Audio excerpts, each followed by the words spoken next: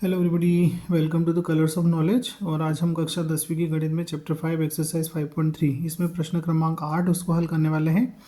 देखिए प्रश्न में क्या लिखा है, उस एपी के प्रथम 51 पदों का योग ज्ञात कीजिए जिसके दूसरे और तीसरे पद क्रमशः 14 और 18 है। ठीक है, प्रथम 51 पदों का योग ज्ञात करना है, मतलब आपको क्या करना है, S51 जो है वो पता करना है। और आपको दिया क्या है, इस समांतर श्रेणी के दूसरे और तीसरे पद, मतलब A2 आपको दिया है 14 और A3 आपको दिया है 18। ठीक है, दूसरे और तीसरे पद आपको दे रखे हैं। तो यहाँ पर हम क्या करेंगे, ये A2 और A3 ये जो आपको दिए हैं, जो हमें दिए गए हैं, इन्हीं पदों का उपयोग हम करेंगे। देखिए वी नो दैट, हम क्या जानते हैं कि जो A2 होता है वो होता है A+D। ठीक है, जो समांतर श्रेणी होती है ना हमारी, उसका व्यापक रूप होता है A, फिर A+D, फिर A+2D, इस प्रकार से। ठीक है, A+3D आएगा इसके आगे। ये समांतर श्रेणी का व्यापक रूप है। जैसे पहला पद A है, फिर दूसरा पद ये है, तीसरा ये है, चौथा ये है, और इसी प्रकार आगे पद क्या होंगे, बढ़ते जाएंगे। तो हमारे पास A2 जो है वो क्या है, A+D। अब A2 की वैल्यू आपको यहाँ कितनी दी है, 14 दिया हुआ है, तो A+D मतलब आपका हो गया A+D बराबर हो गया 14 मतलब 14। ये हो गई समीकरण नंबर 1। इसी प्रकार से हम क्या करेंगे, इसी प्रकार हम क्या लिखेंगे, A3 जो है वो होगा आपका A+2D। ठीक है, A+2D। तो यहाँ पर जो तीसरा पद आपको दिया है 18 बराबर A+2D। अब इसी को हम लिखेंगे A+2D बराबर 18। ये हो गया आपकी समीकरण नंबर 2।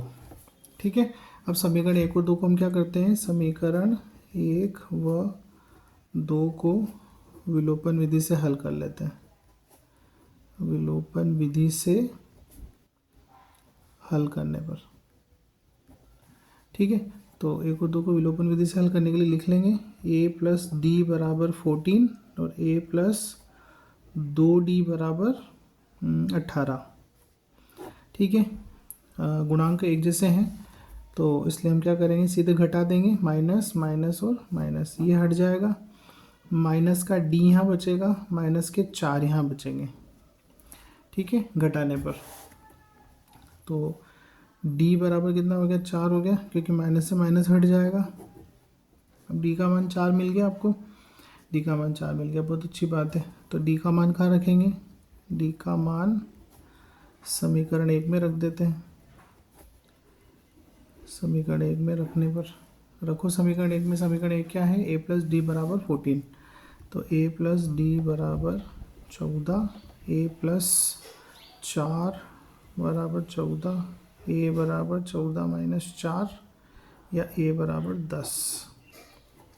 ठीक है, तो इस समांतर श्रेणी का जो प्रथम पद A है वो कितना है, 10 है, और सार्वंतर कितना है, 4। ये दोनों वैल्यू मिल गई है। अब बड़ी ही आसानी से हम क्या कर सकते हैं, S जो 51 है वो निकाल सकते हैं। ठीक है, S51 मतलब इस समांतर श्रेणी के 51 पदों का योग हमको निकालना है।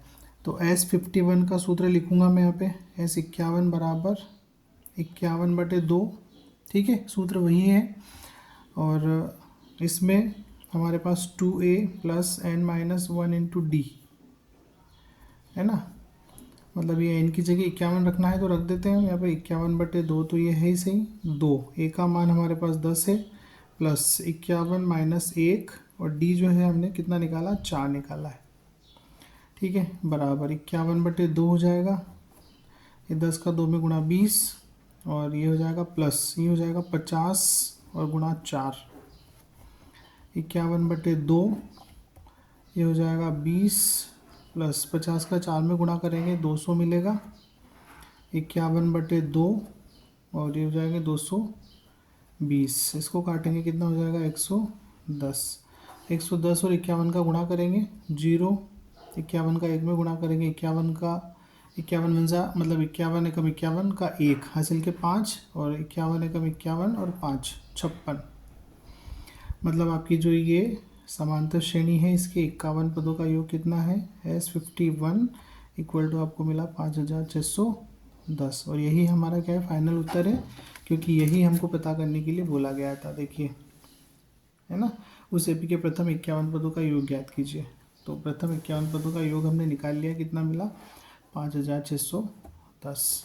ठीक है, तो आशा करता आपको समझ आया होगा। अगर नहीं आया हो तो एक बार फिर से आप इसको रिवाइंड करके देख सकते हैं और सीख सकते हैं। Thanks for watching. वीडियो को लाइक कर दीजिए, शेयर कर दीजिए और मुझे सपोर्ट कीजिए। Thank you.